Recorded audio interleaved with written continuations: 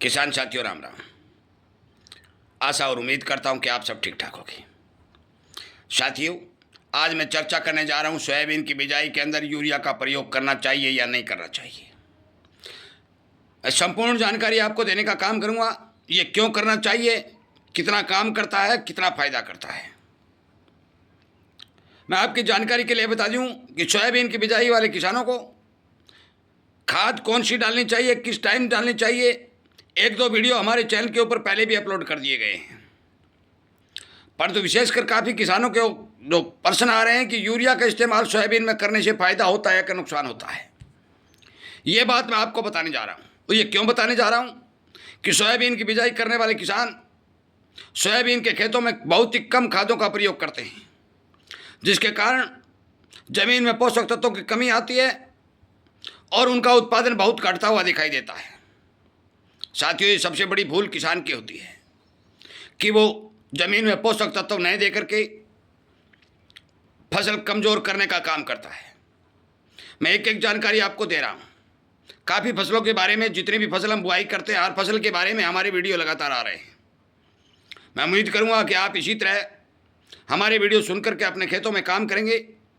हमारे चैनल को सब्सक्राइब करके घंटी का बटन दबा करके इसके साथ जुड़ेंगे और अन्य किसानों तक शेयर करके हमारे द्वारा बताई गई बातों की जानकारी देंगे। साथियों, हम चर्चा केवल यूरिया पर करते हैं, अन्य खादों की पहले चर्चा कर चुका हूं, आगे भी करता रहूंगा। सोयाबीन की फसल में आ रही रोग बीमारी को रोकने के लिए भी वीडियो आते रहेंगे।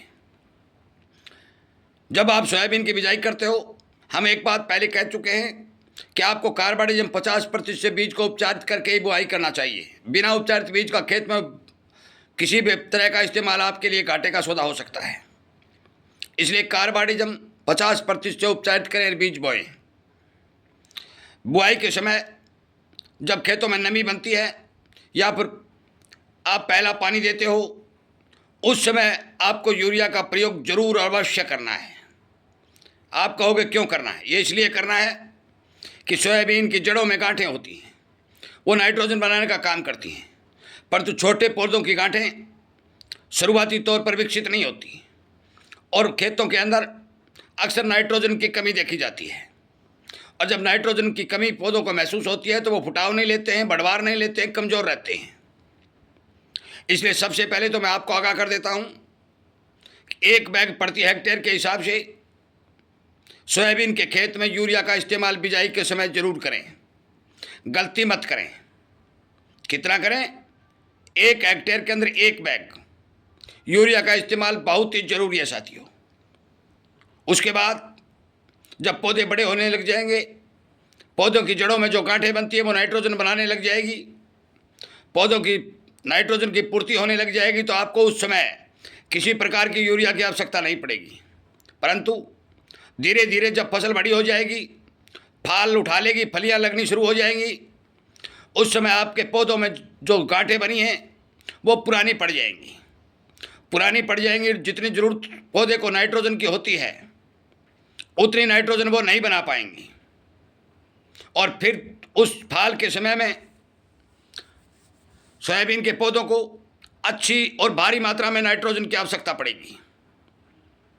उस समय आपको यही 1 बैग प्रति हेक्टेयर के हिसाब से सोयाबीन की फसल में देना बहुत ज़रूरी होगा, क्योंकि पौधे के अंदर नाइट्रोजन की कमी आपके उत्पादन को 30 और 35% तक घटा देती है। और जब नाइट्रोजन की पूर्ति नहीं हो पाती तो पौधा अपना विकास करना बंद कर देता है, फलियों में दाने कम बनते हैं, छोटे बनते हैं और वो क्वालिटी नहीं बनती जो आप चाहते हैं। हम आपको आगाह कर देते हैं कि 1 हेक्टेयर के अंदर 1 बैग बिजाई के समय और 1 बैग फाल उठाते समय यूरिया का इस्तेमाल सोयाबीन में जरूर करना चाहिए। पिछले साल भी हमने भारी भरकम किसानों को यूरिया में इसी तरह सोयाबीन की फसल में यूरिया का प्रयोग करने की सलाह दी। उन्होंने किया और बहुत बड़ा फायदा हुआ। जो किसान पिछले साल हमारे साथ, हमारे इस चैनल के साथ जुड़े हुए थे, उन तक वो वीडियो हमारे पहुंच गए और उन्होंने अपने हमारे द्वारा बताई गई बातों पर विचार करके खेत में काम करना शुरू कर दिया। परंतु जो किसान नए जुड़े हैं उनके लिए ये वीडियो बनाया जा रहा है कि आप सोयाबीन की बिजाई करते समय हम जिस तरह से बता रहे हैं उस हिसाब से यूरिया का प्रबंध जरूर करें, यूरिया का छिड़काव जरूर करें। साथियों, बिजाई के समय और फाल बनते समय यदि आप सोयाबीन के अंदर यूरिया डाल दोगे, नाइट्रोजन की पूर्ति कर दोगे, तो मैं आपको विश्वास के साथ कहता हूं कि आपका उत्पादन 30 और 25-30% तक बढ़ जाएगा और आपको किसी प्रकार की फसल में कमजोरी दिखाई नहीं देगी। एल नीनो की स्थिति दिखाई दे रही है, बरसातें कम नजर आ रही हैं, सोयाबीन की बिजाई घट भी रही है। मैं तमाम मेरे साथियों, मित्रों, किसानों तक ये बात पहुंचाना चाहता हूं कि आप कृपया करके, जो भी किसान सोयाबीन की खेती करता है, इस बार भाव अच्छे मिलेंगे। अपना मेहनताना ठीक से खेती का प्रबंध करके पैदावार लेने का काम करें। सोयाबीन की ग्रोथ बढ़ाने के लिए हम आपको घरेलू तौर तरीके बताने का काम करेंगे। सोयाबीन की फसल के ऊपर कीड़ों के अटैक को कम करने के लिए हम आपको घरेलू तौर तरीके बताने का काम करेंगे और आपके घरेलू तौर तरीके जो आप घर पर तैयार कर सकते हो और उनका बहुत बढ़िया और सुंदर रिजल्ट दिखाई देगा, ये बात भी हम बताने का काम करेंगे। जो समय आएगा, सोयाबीन की फसल थोड़ी बड़ी होगी, किसानों को इन नुस्खों की जानकारी दे दी जाएगी। मौके के ऊपर अब मानसून की खबर जो आ रही है, धीरे धीरे मानसून बढ़ने के समाचार हैं। हम ये स्पष्ट कर देते हैं कि मानसून इतना भारी भरकम स्ट्रॉन्ग नहीं है, मानसून कमज़ोर है। कम नमी में बिजाई करते समय सावधानी बरतें, पूरी नमी हो तो बिजाई करें। और बिजाई करते समय हमने जो बात बताई कि कार्बोडिजम 50% उपचारित करना है और 1 बैग प्रति हेक्टेयर के हिसाब से यूरिया का इस्तेमाल करना है। जो किसान इस बारे विचार करेगा, इस खाद का इस्तेमाल करेगा, उसे हमें पक्का विश्वास है कि उत्पादन के मामले में कोई नुकसान नहीं होगा। बाकी एक दो और खाद जो मैं आपको बताना चाहता हूँ, अभी बता देता हूँ, पिछले वीडियो में भी बताई है कि आप SSP single super phosphate, SSP single super phosphate 3 या 4 बैग प्रति हेक्टेयर के हिसाब से इस्तेमाल करेंगे तो आपको फायदा होगा। 50 किलो सरसों की खली प्रति हेक्टेयर के हिसाब से डालेंगे तो आपका उत्पादन बढ़ेगा। ये मेन चीज़ 3 है। पहला SSP जो 3 या 4 बैग प्रति हेक्टेयर के हिसाब से, दूसरा सरसों की खली जो 40 या 50 किलो प्रति हेक्टेयर के हिसाब से, और तीसरा यूरिया जो 1 बैग प्रति हेक्टेयर के हिसाब से। अपने खेत के अंदर इन खादों की पूर्ति करके अपने खेत में सोयाबीन की बिजाई करें ताकि सोयाबीन की फसल में किसी प्रकार के पोषक तत्वों की कमी न हो और आपके उत्पादन के मामले में आपको नुकसान न हो।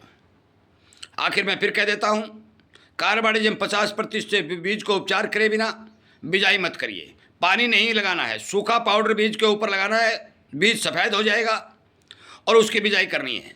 पानी का इस्तेमाल यदि कार्बोडिजम लगाते समय करेंगे तो आपको रिजल्ट आधा मिलेगा। इसलिए बिना पानी लगाए सूखे बीज को कार्बोडिजम 50% पाउडर से उपचारित करके खेत में बुआई करें। उम्मीद करता हूं कि हमारा ये वीडियो आपको पसंद आया होगा। आगे भी हम इसी तरह की जानकारी हर एक किसानों की ज़रूरत के हिसाब से उन्हें जागरूक और सावधान करने के लिए वीडियो के माध्यम से पहुंचाते रहेंगे। आखिर में मैं आपसे प्रार्थना करता हूं कि इस वीडियो को ज़्यादा से ज़्यादा किसानों तक शेयर करके उन्हें इस बात की जानकारी दें कि सोयाबीन बिजाई में किसी भी प्रकार की बिना गलती के अपने उत्पादन बढ़ाने के लिए इन खादों का इस्तेमाल जरूर करें। वीडियो सुनने के लिए, चैनल के साथ जुड़ने के लिए, सब्सक्राइब करके घंटी का बटन दबाने के लिए और शेयर करने के लिए आपका धन्यवाद करते हुए दोस्तों इस वीडियो को विराम देता हूं। उम्मीद करता हूं कि जानकारी आपको बहुत पसंद आई होगी और आप जरूर अन्य किसानों को जगाने का काम करेंगे। आपका बहुत बहुत धन्यवाद।